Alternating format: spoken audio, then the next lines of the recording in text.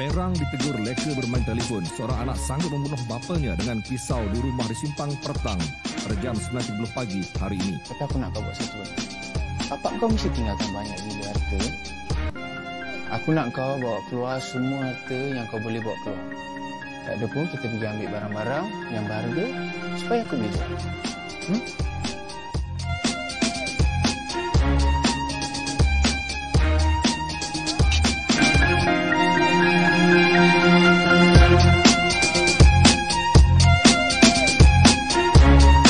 Baiklah, saya akan teruskan dengan pengenalan. Dewasa ini, kehidupan manusia sedang dibelenggu oleh arus kemodenan yang semakin membangun. Kecanggihan ini menimbulkan persaingan hidup yang ketara sehingga munculnya pola hidup individualism iaitu kebebasan mementingkan diri sendiri dan materialism iaitu golongan yang mengejar kesenangan yang membentuk keberadaan yang nilai. Lebih membimbangkan lagi apabila budaya ini membawa impak negatif yang terlalu dahsyat kepada masyarakat dan persekitaran. Sebagai contohnya, menjejaskan kualiti manusia yang kurang berinteraksi sesama sendiri serta mementingkan diri. Mereka lebih bahagia hidup sendiri tanpa bergaul. Lebih-lebih lagi, terlalu banyak cabaran hidup sekarang yang mendesak orang ramai bekerja keras untuk hidup dengan selesa. Seterusnya, maksud individualism. Individualism merupakan satu falsafah yang mempunyai pandangan moral, politik atau sosial yang menekankan kemerdekaan manusia serta kepentingan bertanggungjawab dan kebebasan diri. Individualism adalah gabungan dari dua buah perkataan, iaitu individual yang bermaksud peribadi dan ism pula membawa maksud faham. Ini merupakan satu kefahaman yang menerangkan bahawa seseorang yang mementingkan hak peribadinya tanpa memikir orang lain. Rasulullah SAW mengundang orang-orang Ansar untuk diberi bahagian mereka iaitu tanah di Bahrain. Maka di antara mereka ada yang berkata, "Ya Rasulullah, jika anda melakukan hal tersebut kepada kami, maka lakukanlah hal yang sama terhadap saudara-saudara kami orang Quraisy." Tetapi baginda sallallahu alaihi wasallam tidak melakukan hal tersebut. Lalu baginda sallallahu alaihi wasallam bersabda, "Sungguh kalian akan menyaksikan sikap individualistik iaitu mementingkan diri setelah pembagianku. Bersabarlah hingga kalian bertemu denganku." Imam Bukhari. Seterusnya saya akan terangkan tentang punca-punca individualisme dalam masyarakat. Yang pertama, globalisasi, di mana perkembangan zaman dan teknologi pesat dan semakin moden membuat seseorang dapat melakukan semuanya melalui teknologi tanpa harus berinteraksi serta bertatap muka dan bersosialisasi secara langsung.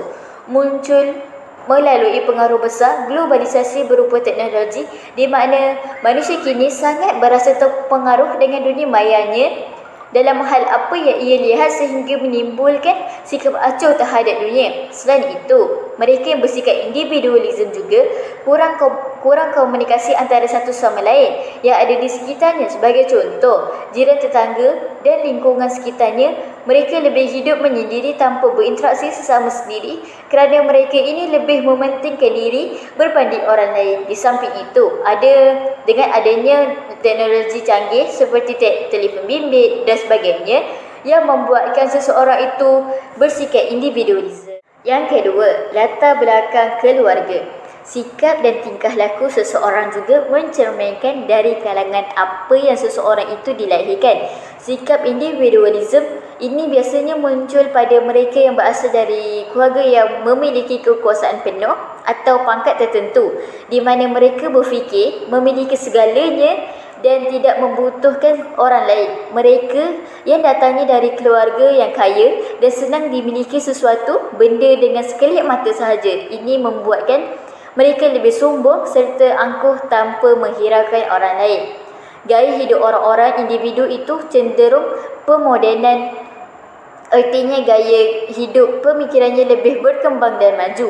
Dengan memiliki pemikiran-pemikiran tersebut, mereka lebih sibuk hidup di luar rumah daripada hanya duduk di dalam rumah tanpa melakukan pekerjaan apa-apa. Contohnya dari sikap ibu bapa sendiri tersebut dapat dilihat oleh anak-anak bahawa mereka lebih suka hidup sendiri daripada berinteraksi dengan masyarakat sekitar. Menurut mereka, hidup individual itu lebih menguntungkan. Yang terakhir, Faktor kegagalan mengawal emosi. Seperti yang dapat dilihat dengan jelas, individu yang bersifat mementingkan diri sendiri ini kadang-kadang gagal untuk mengawal emosi. Hal ini disebabkan oleh keadaan apabila seseorang itu kurang bergaul. Dia tidak boleh menerima pandangan atau teguran orang lain terhadapnya. Apabila situasi ini berlaku, emosi mereka terganggu dan menimbulkan perasaan marah yang tidak dapat dikawal. Dengan ini timbulnya tindakan luar kawalan sehingga boleh mencederakan atau membunuh orang sekeliling disebabkan kegagalan mengawal emosi. Sikap hidup yang selalu mementingkan diri sendiri ini akan membawa kepada kemudaratan dan mengobarkan pihak yang tidak bersalah. Seperti kes yang dinyatakan di atas, suspek yang bertindak membunuh ayahnya sendiri perlu berhadapan dengan hukuman yang setimpal dengan kesalahannya ini. Oleh itu, kita mestilah bijak mengawal emosi dan tidak membuat keputusan ketika marah supaya tidak berlakunya perkara yang memudaratkan diri, keluarga dan masyarakat. Assalamualaikum warahmatullahi wabarakatuh. Saya Nur Asma Arifah binti Zulkafli dari kelas TPHU 2I. Saya akan menerangkan ciri-ciri sikap individualisme. Yang pertama, selalu berusaha mendominasikan orang lain dengan menunjukkan kelebihan saat mengendalikan orang atau kelompok lain. Sesetengah masyarakat kini bersikap merendahkan status yang lain, menolak nilai atau perasaan yang lain. Hal demikian, mereka juga menyerang kelompok atau masalah yang diatasinya iri hati. Yang kedua, senang menarik simpati orang atau kelompok lain dengan mengungkapkan ketidaktahuan dan rasa tidak aman. Masyarakat yang berusaha berbagai cara untuk menarik simpati terhadap orang sekeliling. Sikap individualisme lebih mementingkan diri dan merasakan apa yang dilakukan olehnya semua benar. Selain itu juga, ciri ini memberikan masyarakat yang bersikap individualisme itu mengungkapkan ketidaktahuan seperti tidak mengetahui apa-apa yang berlaku di sekelilingnya, dan ia membuatkan orang sekelilingnya merasa tidak aman dengan sikapnya yang tidak mengambil peduli hal yang berlaku. Ciri yang ketiga, berusaha menarik perhatian orang lain walaupun dengan cara tidak beretika seperti mengarang cerita atau melakukan tindakan yang tidak biasa agar tidak ditempatkan pada posisi rendah. Hal demikian, sesetengah masyarakat yang bersikap individualisme ini ia senang menarik perhatian orang lain dengan sikapnya itu, iaitu mengarang cerita yang tidak betul atau melakukan tindakan luar kawalan supaya individu tersebut tidak ditempatkan di posisi yang rendah. Seperti di tempat kerja, individu ini menunjukkan dirinya yang lebih betul berbanding orang lain. Ini menyebabkan sesetengah individu ini mereka cerita yang tidak betul pada orang yang ia tidak disenangi olehnya. Ciri yang keempat pula, cenderung memiliki sikap negatif, keras kepala dan suka memaksa kehendak. Masyarakat yang memiliki sikap negatif, keras kepala ini kebiasaannya terdiri dalam kalangan orang yang berpangkat, berkedudukan dalam masyarakat. Ini kerana mereka berasa taraf istimewa dimiliki berbanding orang biasa. Lantaran itu, sikap ini seperti orang yang suka membantah tanpa raikan adab adalah mereka yang suka bertengkar dan menegakkan pendapatnya sendiri walaupun ia salah. Dari Aisyah radhiyallahu anhu, Rasulullah sallallahu alaihi wasallam bersabda, manusia yang paling dibenci oleh Allah Subhanahu wa taala adalah yang keras kepala dan suka membantah, iaitu suka bermusuh. Hadis riwayat Bukhari. Ciri yang terakhir iaitu suka merendahkan status orang lain dan tidak menjaga perasaan orang, dan tidak suka dengan penglibatan orang lain. Dia macam ni, tidak peduli dengan keadaan di sekitarnya dan kurang berinteraksi dengan orang yang berada di sekitarnya. Individu tersebut merasakan dirinya dapat melakukan segala sesuatu tanpa mengharapkan bantuan orang lain kerana mereka tidak menyukai dengan penglibatan orang lain yang ingin membantunya. Di samping itu, masyarakat yang suka merendahkan orang lain ini kerana tindakan yang dilakukan oleh mereka dapat membuktikan bahawa ada insan yang lebih buruk daripada mereka untuk menutup kelemahan diri sendiri. Itu antara ciri-ciri sikap individualisme. Kesan terindividualisme. Individualisme ni dia ada kesan positif dan kesan negatif dia. Okey, kita ambil dari kesan negatif. Iaitu reputasi jatuh dan dipandang hina oleh rakan, sekerja dan masyarakat. Orang individualisme ni dia lebih cenderung hanya mementingkan keinginan sendiri dan tak memiliki interaksi sosial yang cukup luas. Contohnya, ia akan membuatkan terjejasnya prestasi pekerjaan dan boleh menyebabkan kehilangan kerja. Ini kerana atas perbuatannya sendiri dengan sikap yang dimiliki olehnya itu. Kesan yang kedua, hilang kepercayaan rakan dan taulan, iaitu yang membuatkan orang sekeliling kita ni tak akan percaya apa yang dikatakan olehnya. Kesan yang ketiga, hidup tertekan dan haru biru. Ini menyebabkan keadaan bertambah tertekan dengan orang sekeliling. Kerana mungkinlah orang sekeliling tu mengambil berat pasal dia. Orang ni kan dia tak suka orang ambil berat pasal dia. Sebab dia lebih pentingkan sendiri, dia tak dengar cakap orang lain. Kesan yang keempat, hilang keluarga dan rakan, iaitu akibat suka bersendirian dalam sesuatu situasi yang tidak boleh diselesaikan sendiri dan tidak bergaul dengan orang menyebabkan orang yang rapat seperti kawan sendiri dan keluarga akan hilang. Ini kerana orang yang bersifat individualisme ni dia lebih suka bersendirian dan dia tidak berkongsi masalah dia dengan orang lain sebab dia suka buat benda tu sendiri. Mungkin keluarga dia terasa kesan dia terasa kehilangan keluarga dan kawan. Kesan yang kelima iaitu maruah keluarga terjejas akibat perbuatan sendiri, yang menyebabkan air muka keluarga akan menahan malu akibat perbuatan kita yang tidak memikirkan terlebih dahulu. Kerana orang yang bersifat individualisme ni dia buat sesuatu perkara tu kadang-kadang tidak memikirkan orang sekelilingnya dahulu, kerana dia ikut kemahuan yang diingini olehnya sahaja. Contohnya mungkin terpengaruh dengan dunia sosial, mungkin terpengaruh dengan dunia luar macam dadah ke, jual dadah ke. Mungkin tu salah satu sifat, tu salah satu contohlah memalukan keluarga ni.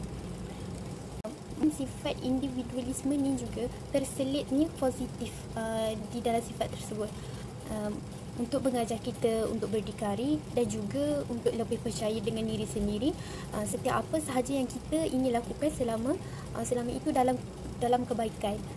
Tapi kalau kita tengok dekat negara kita ni, sifat yang seperti ini banyak dimanfaatkan oleh seseorang demi kepentingannya sendiri tanpa harus melihat orang-orang yang di bawahnya yang masih mendapatkan kesulitan. Kiranya kat negara kita ni mungkin ada lagi lah yang bersifat demikian. Sekian, terima kasih. Saya akan menerangkan beberapa kes mengenai individualisme yang bertajuk Beran ditegur bermain telefon, anak tikam bapa. Kejadian ini berlaku pada 18 November 2020 masa kejadian 9.30 pagi di rumah masa sendiri di Simpang Pertang, Jelebu, Negeri Sembilan. Gara-gara Berang ditegur bermain telefon bimbit, seorang anak tergamak menikam bapanya sendiri dengan menggunakan sebilah pisau.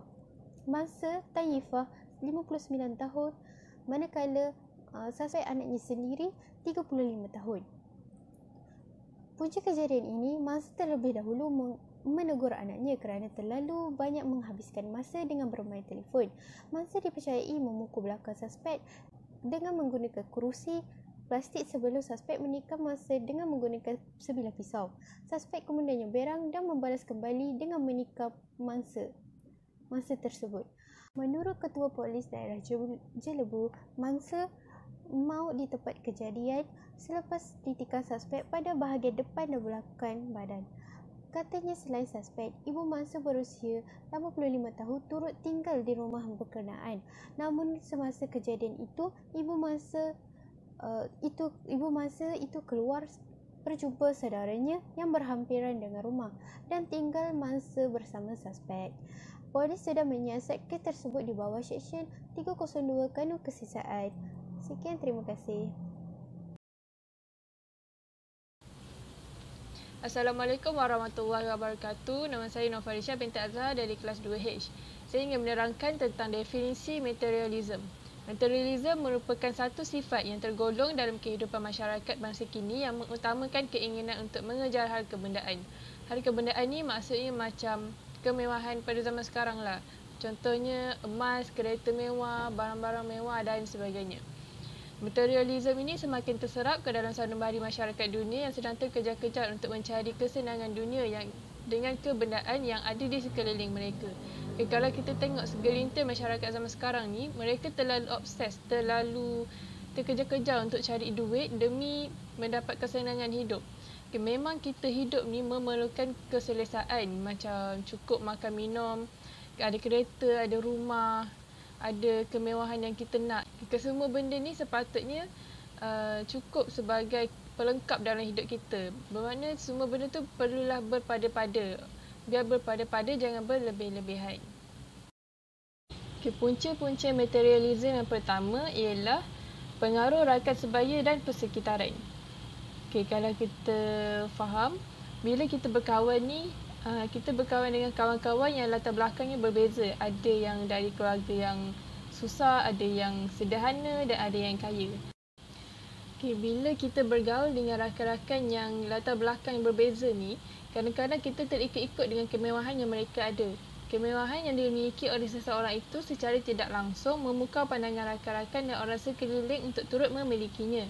Disebabkan itu, wujudnya sifat dan keinginan untuk membeli barang mewah supaya setanding dengan rakan-rakan. Sampai ke satu tahap, ada segelintir yang sanggup ikat perut semata-mata untuk menabung bagi membeli barang yang mewah yang diminatinya.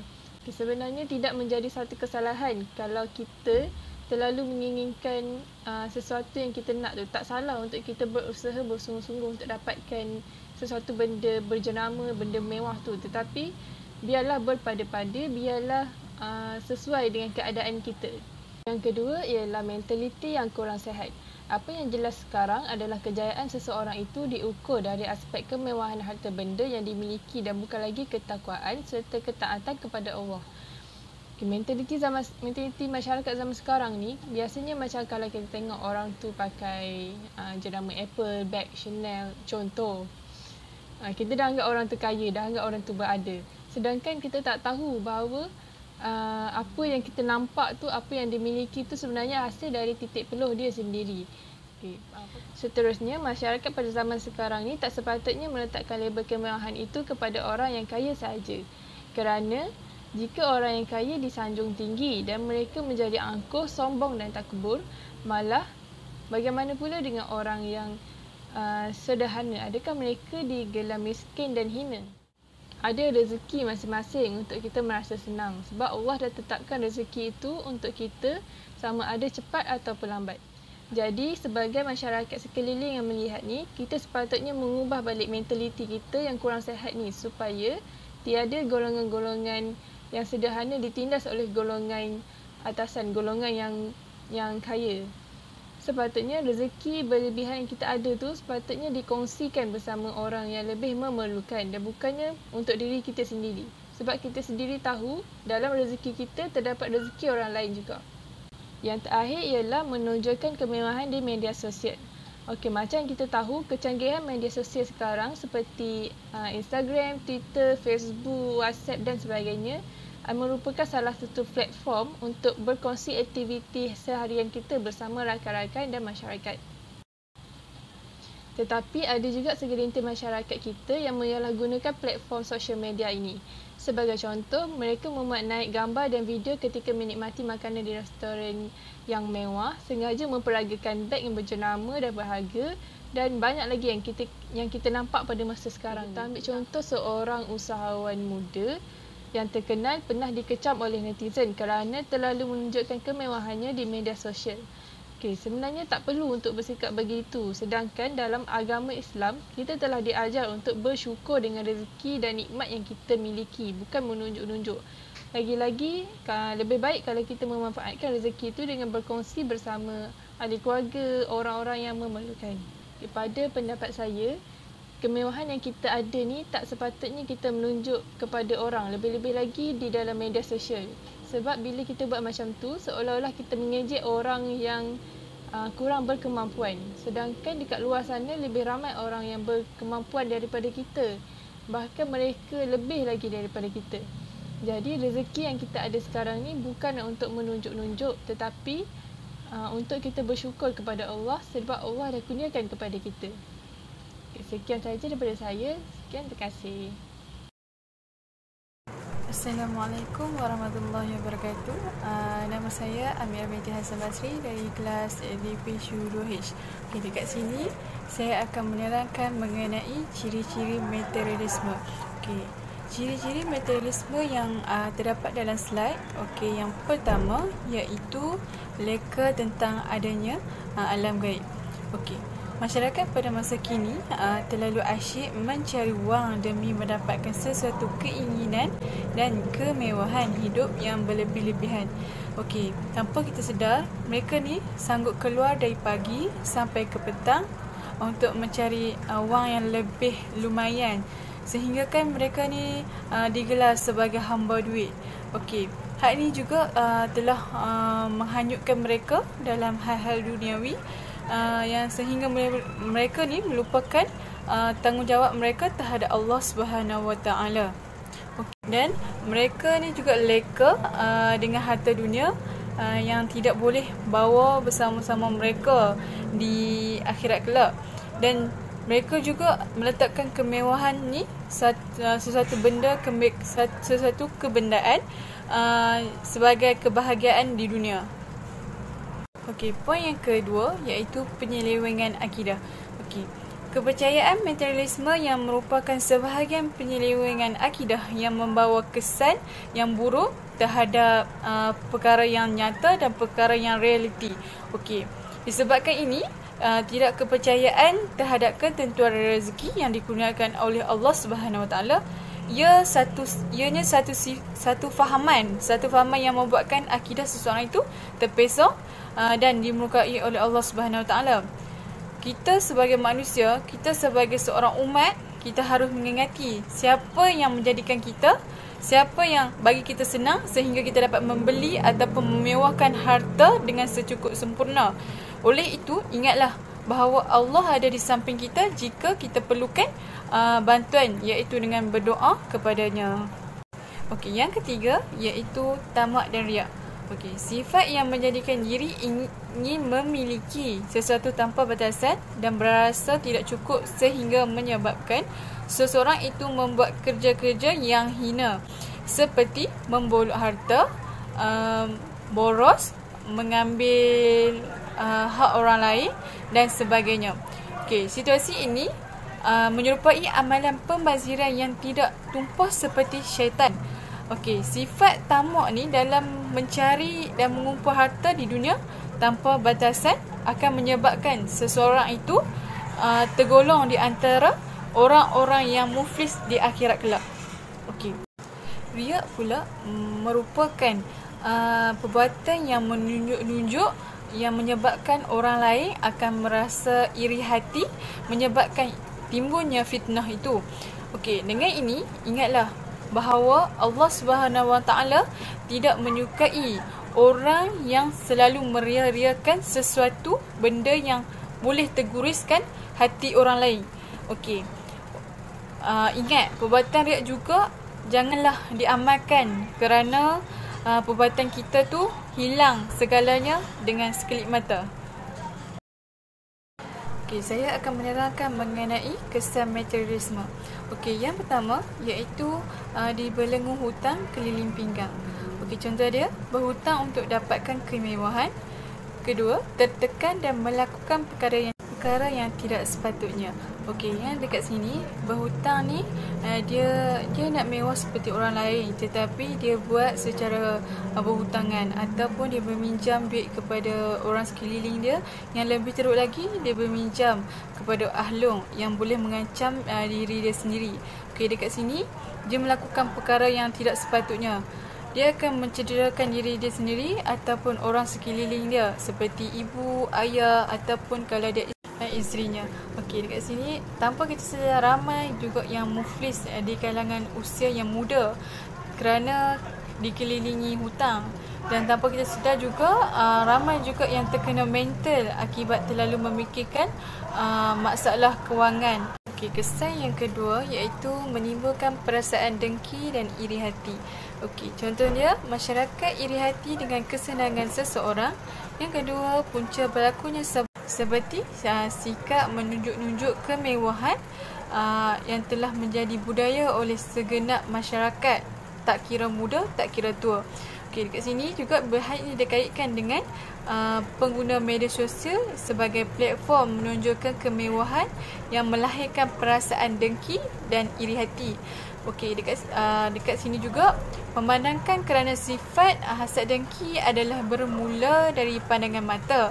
Okey, tanpa kita ketahui ada orang yang ataupun kenalan kita yang meruntuhkan kesenangan seseorang itu dengan perlakuan sabotaj yang dilaksanakan pelbagai cara seperti scam, penipuan wang ringgit dan dengan cara yang tidak dapat dikesan. Okey, hasad dengki ni juga dapat melenyapkan pahala ataupun kebaikan kita serta mengundangkan atau mendatangkan murka dari Allah Subhanahu Wa Taala. Jadi elaklah diri daripada menunjuk kemewahan di media sosial ataupun persekitaran agar semua sifat dan sikap yang buruk ini tidak dituruti oleh orang sekeliling, oleh masyarakat. Semoga dijauhkan. Okey, kesan yang terakhir iaitu melahirkan pemimpin yang fasik. Contoh dia, ramai yang berlumba-lumba untuk memiliki pangkat yang tinggi. Okey, pemimpin yang mengabaikan kebajikan masyarakat. Mereka melihat pangkat itu sebagai wang dan keutamaan, bukan sebagai amanah. Okey, dekat sini ramai orang yang tak tahu bahawa seorang pemimpin dalam Islam sangatlah berat, sangatlah besar. Dekat sini kunci utama bagi seseorang pemimpin itu adalah beriman dan bertakwa. Nak beriman, nak bertakwa, kena lahirkan dalam diri dia ni, lahirkan dalam diri seorang pemimpin tu kejujuran dan keadilan. Kerana kalau tiada keadilan, tak ada kejujuran, macam mana kita ingin menjaga orang sekeliling mereka? Okay. Zaman sekarang ni penuh dengan pemimpin yang mengutamakan perut mereka sendiri, bukan untuk menjagakan kebajikan rakyat. Punca sifat seorang materialistik yang subur dalam diri pemimpin itu sendiri. Okey, mereka juga seorang pemimpin juga melihat pangkat itu sebagai wang, bukan sebagai amanah yang berat terhadap diri mereka. Sifat materialistik ini juga membawa darurat, membawa mudaratan kepada seorang pemimpin dan rakyat sebagai mangsa korban mereka.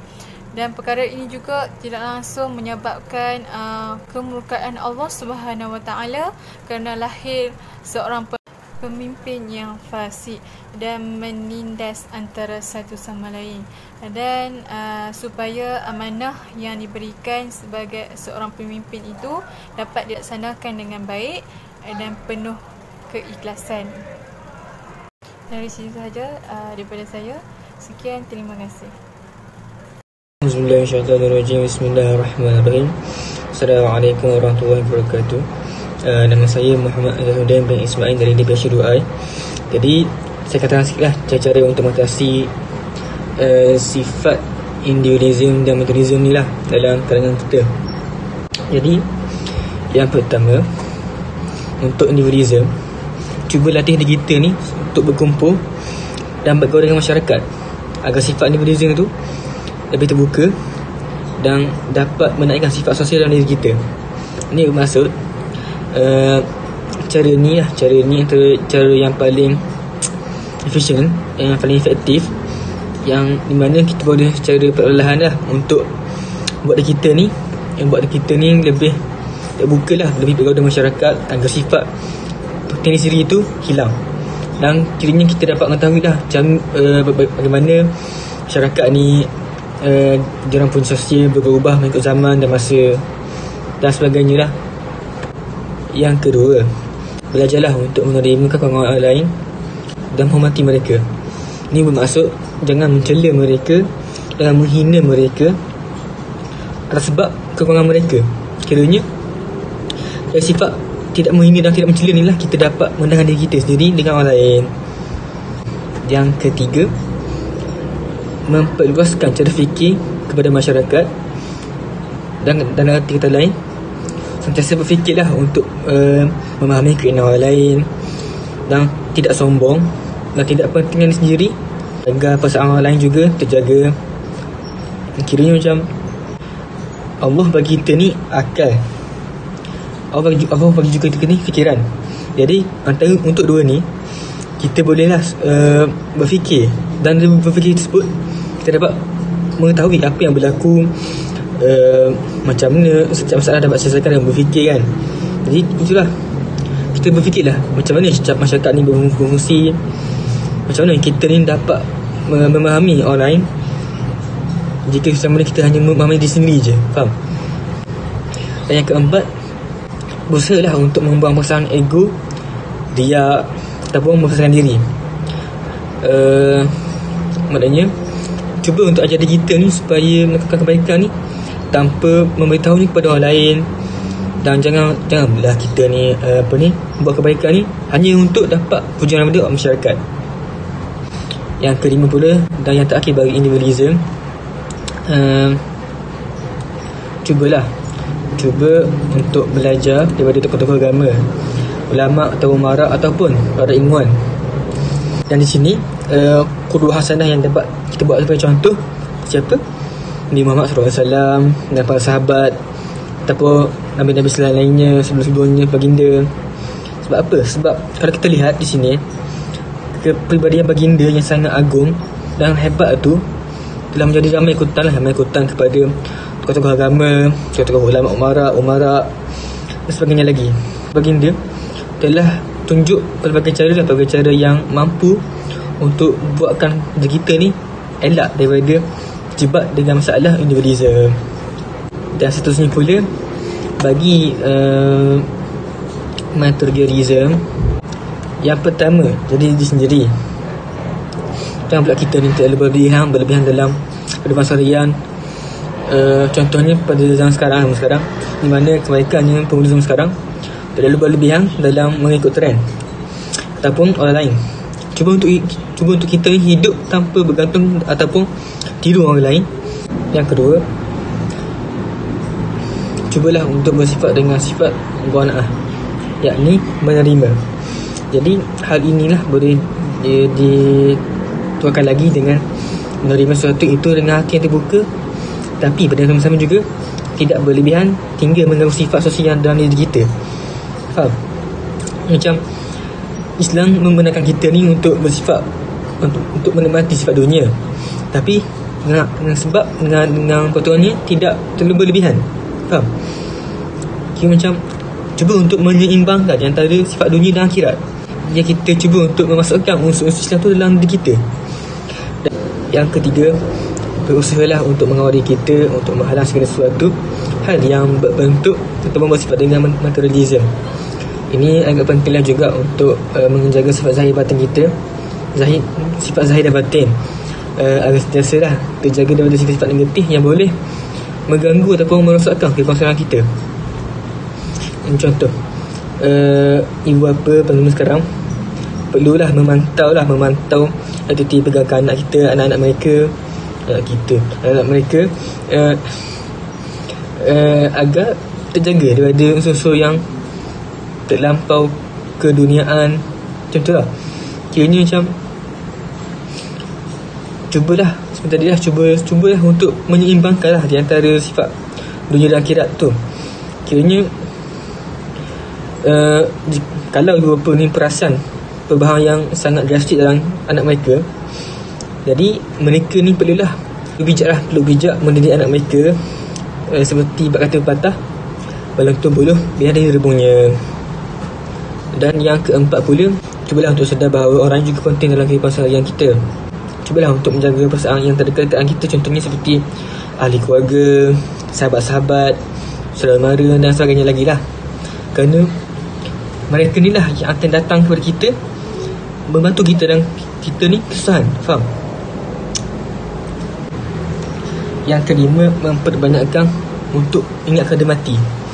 Ini berdasarkan hadis Nabi lah. Hadis Nabi yang bermaksud bahawa ingat mati ni mampu menghalang kita daripada kenikmatan dunia.